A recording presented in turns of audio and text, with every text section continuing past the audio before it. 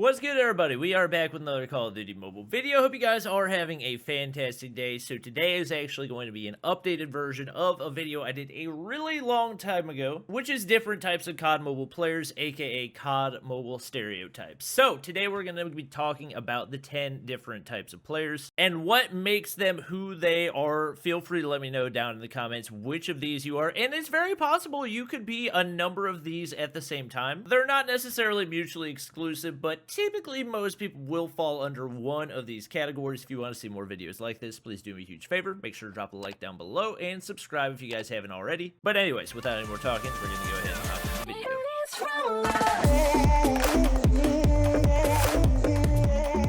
First type of COD mobile player, I think you all expected this to be first, is the noob. And that's okay. Everyone has to start somewhere. Not everybody can start out being amazing at the game. In fact, everybody at some point in their life has been bad at one type of video game or another. Competitive games like Call of Duty Mobile are all about practice, so if you're a noob, don't worry about it too much. A couple things about you that you may or may not realize. Number one, you probably still play on the default HUD, and you didn't even know that you could change around those buttons on your screen until I brought it up in the video just now. Number two, you're probably playing on default sensitivities too. Wouldn't recommend it. It has some kind of crazy high speed accel that makes it pretty difficult to control the game.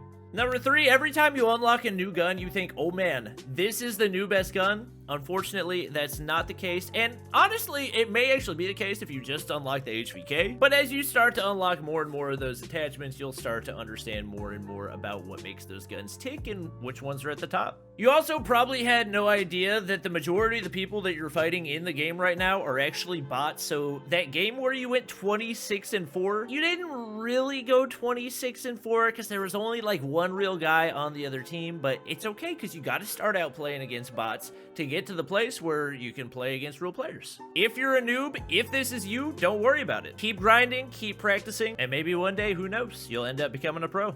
Number two is the tryhard. Now, this is not to be confused with the pro because these are two very different players. The tryhard is the person that will do anything necessary for them to be able to win. Tryhard's favorite things in the game include the HVK, the Akimbo Phoenix, persistence, trip mines, DRHs, ASM-10s, and anything else that seems to give them a massive advantage over anything else. These players depend on overpowered mechanics in order to actually be good at the game, but if you were to force a rule set on them that required them to use off-meta guns, they would struggle a lot because they become so dependent on those mechanics that give them so much of an advantage. This is very common among leaderboard players, and it's understandably so because tryhards end up going against other tryhards, and if you don't use those broken mechanics, then a lot of times you'll lose, and if you're trying to climb the leaderboards, then it's not going to work very well. With that being said, that often prevents these players from becoming pro players because they become so dependent on those mechanics that they're not able to really hone their skills and work on the gun skills and other mechanical things they need to know in order to really become a pro.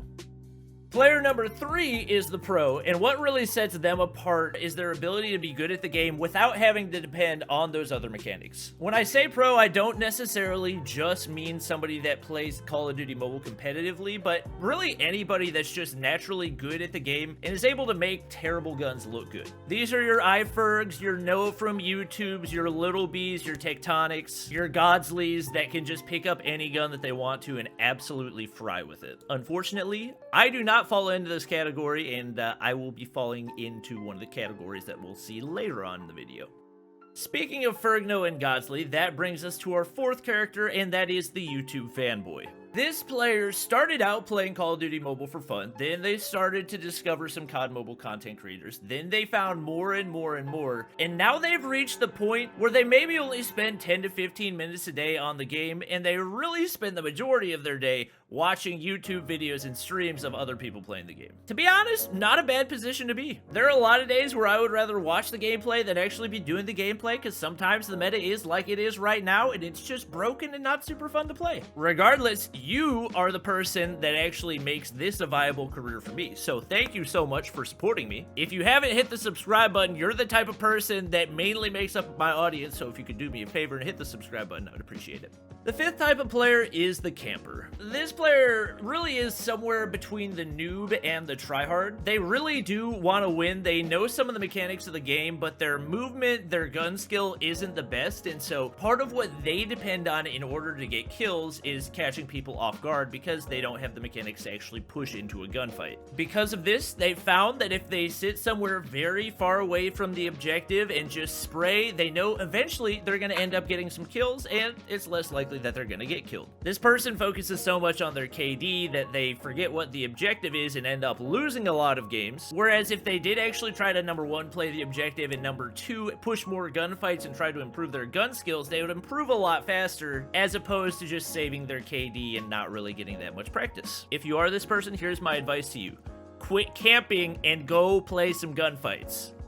Player number 6 is the OBJ player. Now this player, even though it sounds like the type of person that everybody wants, has its pros and cons. They understand the importance of playing the objective. They're always pushing toward the hard point. They're always pushing toward the A or B flag and domination. But they might lack some of the map knowledge that they need in order to actually play that effectively. So a lot of times you'll see this player finish the game with 10 or 11 flag caps, but they ended up going 2 and 27. Something you gotta remember is your KD isn't just a number. The more kills you feed to the other team, the more you give them operators, the more you give them score streaks. So blindly running toward the objective might not be the best thing, especially if you don't have any knowledge of your surrounding environment. So maybe next time you're in a game of domination, instead of blindly running in toward the B flag and dying and getting mad at your teammates for not running in there with you, maybe work on some of those gunfights, peruse the surrounding area, try to identify some off angles where people could take you out, try to find enemies in those areas, win those gunfights, and then once you've opened more of the middle area, then go for the flag cap. I think more than likely you'll find out that's going to give your teammates a better chance of winning. Number 7, you've got the nerd. This person's probably not the best at the game, at least in regards to their gun skill, their movement. They're probably average in those categories, but this person knows more than anybody else about what attachments you need to use, what the upsides and downsides are, how much one attachment increases your ADS time as compared to another, which gun has the best ADS lethal zones, movement speed, reload time, rate of fire. You know it all. You know the best nade angles, you know the best route to take on the map in order to make it to the next hard point without getting taken out. Because of all this knowledge that you have, you're able to be a much more valuable asset than a slayer that just blindly runs around the map and gets killed. More than likely, your favorite YouTuber is Path. You're probably a member of his Discord. I actually don't know if Path has a Discord, I just assume that he does. And you probably get into arguments frequently under YouTube videos arguing with people about which is the best gun in the game and giving all the stats to back up your argument. Mr. Nerd, you are the person that makes my life easier because I'm not smart enough to figure these things out, so I appreciate all the work that you do. Keep on doing what you're doing.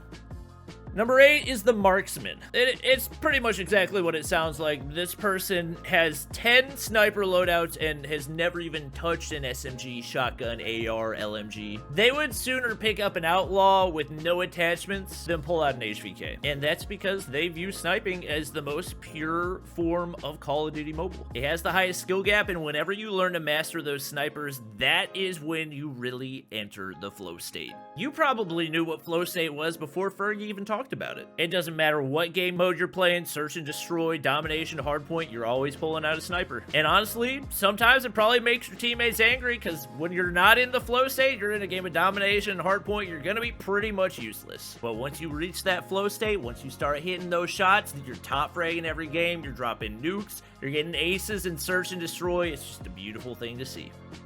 Number 9, we've got the pusher. This person hates camping with everything in their being. They probably haven't dropped a whole lot of nukes, but that doesn't mean they're not good at the game. The pusher just wants to take as many gunfights as possible, and honestly, the nerf to shotguns in Season 12 was one of the most heartbreaking things to them. The close range potential that shotguns gave before was so satisfying, especially whenever you were able to land those one-taps. And to be honest, sometimes you're gonna pull out the Akimbo Phoenix, but only because it's absolutely necessary for you to still fill that role. And you know that if there's a pusher on the other team with Akimbo Phoenix, you're straight up just gonna lose 90% of the time. At the same time, you want the Akimbo Phoenix nerfed and probably, if anything, want shotguns to get buffed again. You can care less about the objective, you just want to hop into a game and slay out. And then at number 10, we have the Bobby. We have the bot. This person could have really spent any amount of time playing the game. Could have really been streaming the game for the last year and a half and somehow still finds themselves in situations where they're losing gunfights to people that just picked it up. If you're a bot like me, it's okay. That doesn't mean you can't have fun playing the game. It doesn't mean you can't be entertaining. Most great teams have at least one bot on them because at the very least, you make your teammates feel better about their KD. Some people like me, no matter how much they practice, no matter how much they know about the game, you're still always going to be a bot at heart. You might have those games where you pop off, you might get an ace in Search and Destroy, you might drop a nuke every once in a while. But also, you've been nuked a few times yourself. That's okay. It happens to the best of us, and you always bounce back. But that is going to be it for the video. I hope you guys did enjoy. If you did, please do me a huge favor. Make sure to drop a like down below. Make sure to subscribe to the squad if you haven't already, and I'll see you guys next time.